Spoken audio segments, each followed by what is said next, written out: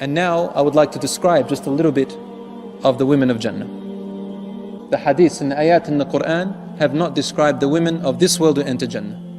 But what have they described? They've described the women who are created in Jannah, the Hur al-Ain.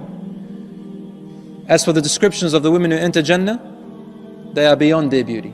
Forget it. They will look like they were just insignificant, just a little pearl they wear around their neck. That's all it is really. So the Hur in Jannah, the women of Jannah, the crown or a tiara that she wears on her head. Not even talking about her head, we're talking about the tiara, the crown that she wears on her head. From her beauty, it is better than the whole world and everything that's on it.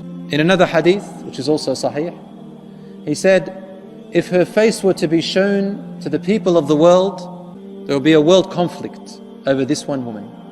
Forget about all the women that you've ever heard about or seen in this world.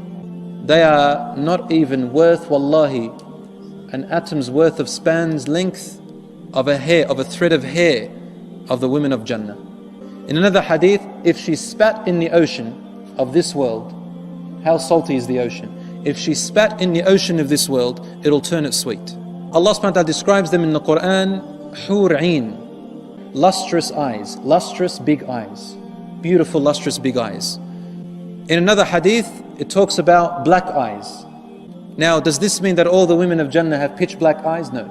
If the Quran mentions a particular description of colors of the men or women in Jannah, it is giving only an example of what certain people can desire. So if he's talking to the people of Mecca, they desired lustrous big eyes, dark pitch black irises in a woman.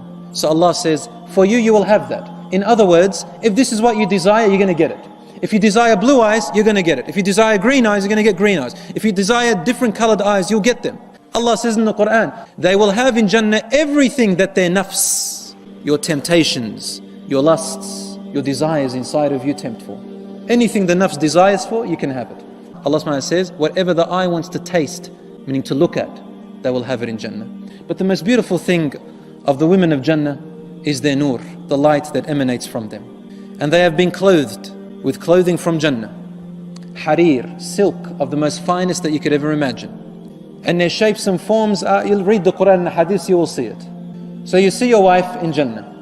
Now there is a question. Is it your wife that is in this world? You will see her again in the hereafter. Or is it another wife? Or is it women that Allah has created? Is it the same man that you will get?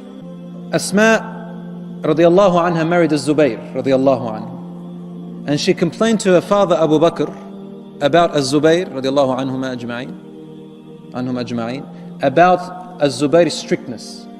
Like she complained that she's too strict on her.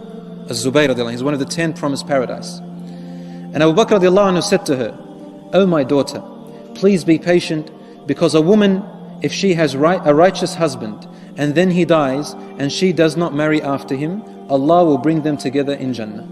Here is a woman who is complaining about her husband. In other words, if it's a woman today, they'll say, "Oh my God, I'm complaining about him here and I'm going to be with him for eternity in the hereafter. I'm never going to get married ever. Or I can't wait till he dies so I can marry someone else." It's not like that. Remember, brothers and sisters, you have to try and understand. When Allah or His Messenger speak to us about Jannah and the things in Jannah, you cannot think in the mind of this world. In fact, you cannot understand it. Allah says in the Quran, you will never hear in there hurtful words.